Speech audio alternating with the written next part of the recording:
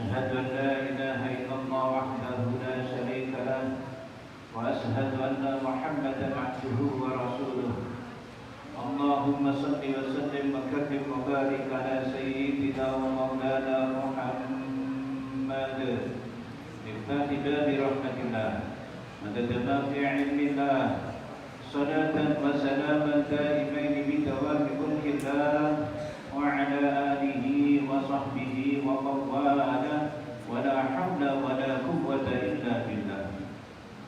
قال الله تعالى أعوذ بالله من الشيطان الرجيم بسم الله الرحمن الرحيم شهر رمضان الذي أنزل فيه القرآن هدى للناس وبينات من الهدى والفرقان صدق الله العظيم وصدق رسول الحبيب الكريم ونحن على ذلك من الشاهدين والشاكرين والحمد لله رب العالمين. Puji syukur kehadirat Allah Subhanahu wa taala yang telah melimpahkan rahmat dan nikmat-Nya kepada kita sehingga di kesempatan bulan Ramadan yang mulia ini Allah beri kekuatan kepada kita untuk bisa melaksanakan ibadah saum. Mudah-mudahan saum kita semuanya diterima oleh Allah Subhanahu wa taala. Dan saum kita mudah-mudahan di tahun ini menjadi saum yang paling sempurna.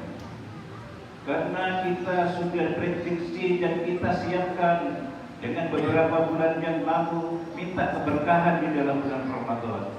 Barikillahumma lana fi syahri Ramadan. Kita minta kepada Allah agar Allah berikan keberkahan di dalam bulan Ramadan ini. Dan doanya gak mulai dari ini. Rasulullah SAW mengajarkan doa mulai dari bulan Rajab, yang mana doanya adalah Allahumma barik lana fi Rajab wa Sa'ban wa ballighna Ramadan. Dan kita minta kepada Allah agar disampaikan kita dengan berjumpa bulan Ramadan.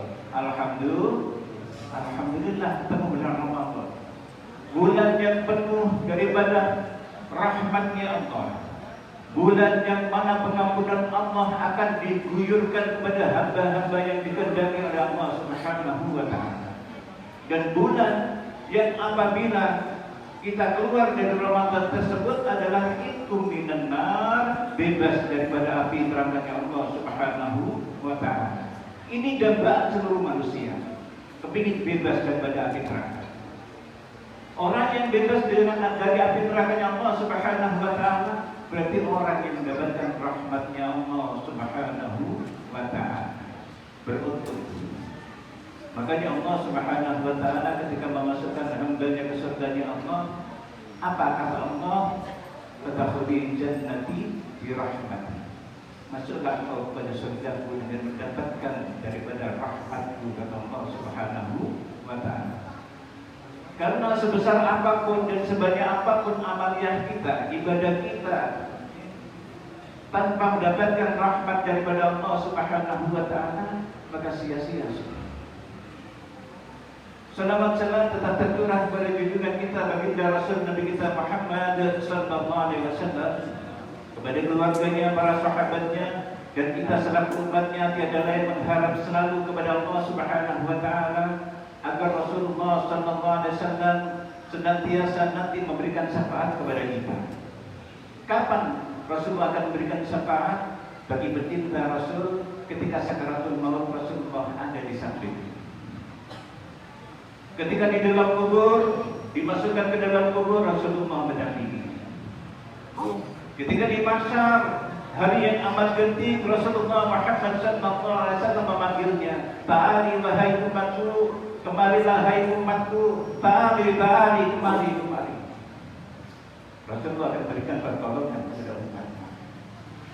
Dan yang paling mengerikan adalah ketika kita nyebrang Shiratal Mustaqim, yang mana jembatan yang begitu kecil, digambarkan oleh ulama lebih kecil daripada rambut dibelah jadi 7, lebih panjang daripada pedang.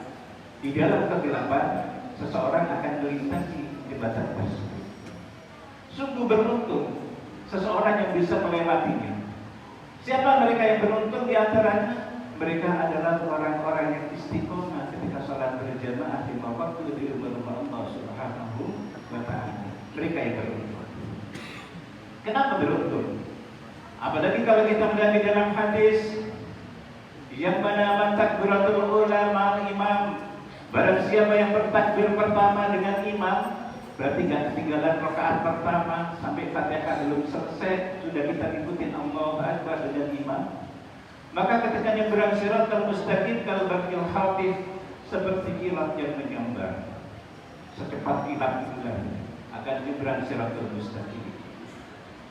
Siratal mustaqim itu ditempuh dikira berapa lama? Dalam tafsir disebutkan siratal mustaqim itu ditempuh dengan mendatar 500 tahun, menanjak 500 tahun, menurun 500 tahun. Kita tidak bisa bayangin. 1500 tahun dalam perjalanan nyebrang siratal mustaqim, di bawahnya adalah nerakanya Allah Subhanahu wa ta'ala. Kita kepingin sahabat sobat. Maka sudah beruntung orang yang ahli berjamaah, orang yang dapat ketika berjamaah bersungguh-sungguh dengan takbir pertama dengan imam. Dialah orang-orang yang akan dapat jaminan sebagaimana yang disabdakan oleh Rasulullah Muhammad SAW. Ini bulan Ramadan, bulan istimewa. Jangan sampai kita ketinggalan salat berjamaah selama sebulan ini. Kita berusaha, kita ketiduran nyari, walaupun dengan anak kecil yang kita berjamaah. Dimanapun berada, nggak nemu masjid ya di mana saja kita berjamaah. Insya Allah dengan kita selalu berjamaah beruntung dan beruntung. Karena salat berjamaah seseorang tersebut pasti diterima salatnya. Dan seseorang dibandingkan dengan tidak salat berjamaah, seandainya kita mampu untuk mengerjakan salat isya ini sebanyak 27 kali, dibandingkan dengan salat berjamaah yang dilakukan dengan 4 rakaat cuma sekali doang dikerjakan, masih besaran pahala daripada sholat berjamaah yang cuma sekali kita kerjakan dibandingkan 27 kali kita sholat diulang-ulang sampai 27 kali. Masya Allah, ini keistimewaan sholat berjamaah. Alhamdulillah di dalam sholat, ditubuh di sholat, habis sholat jangan lupa baca ayat kursi. Apa kata Rasul? Seseorang yang habis sholat tersebut membaca ayat kursi, tidak ada jarak antara dia dengan surganya Allah Subhanahu wa ta'ala. Jangan ditinggalkan tuh ayat kursi, karena penting. Makanya Rasulullah mengajarkan kepada kita hendak keluar kemana saja suruh baca ayat kursi. Kita di kendaraan suruh baca ayat kursi. Kita dalam perjalanan, kita dalam keadaan apapun suruh baca ayat kursi. Sampai mau tidur pun kita dianjurkan untuk baca ayat kursi. Apa manfaatnya? Karena Allah Subhanahu wa ta'ala ketika seseorang itu baca ayat kursi, maka didatangkan 2 malaikat untuk menjaganya. Ya, kita selalu dinampingi itu oleh malaikat Raqib dan Atid. Kalau baca ayat kursi, 2 malaikat lagi akan menampingi. Subhanallah. Ayo kita perhatikan sunnah-sunnah Rasulullah Muhammad SAW. Yang banyak sekarang orang meninggalkan sunnah-sunnah Rasul. Ya, ngakunya ahli sunnah wal jamaah, tetapi tidak pernah sunnah-sunnah dikerjakan. Ayo kita sunnah-sunnah Rasulullah dikerjakan. Contoh kecil. Seseorang yang menggunakan siwak, di siwak, sholatnya dilipat gandakan 70 kali oleh Allah Subhanahu wa ta'ala. Makanya ulama bilang, walaupun kau jual rumah bila siwak. Ini sunnah Rasul. Dulu peperangan kalah gara-gara tidak pakai siwak. Ketika Rasulullah Muhammad SAW menganjurkan kepada para prajurit untuk bersiwak, maka Allah berikan kemenangan. Dikatakan siwak adalah bagian dari sunnah Rasulullah Muhammad SAW. Masya Allah, ini hal kecil, kelihatannya kecil, pahalanya Masya Allah begitu besar. Ya, ayo kita beli siwak, nggak mahal harganya, 10.000 sampai 20.000, nggak sampai 2 rumah saya kira. Enggak. Ya, ngaku ahli sunnah, cuman nggak pakai, cuman nggak mau sunnah Rasul bekerja. Ayo, sunnah qabliyah baqiyah selalu kita kerjakan, bukan karena di masjid saja, dimanapun berada kita kerjakan. insya Allah berkah hidup kita. Kita semuanya kepingin selamat karena kehidupan kita di dunia ini cuma sementara.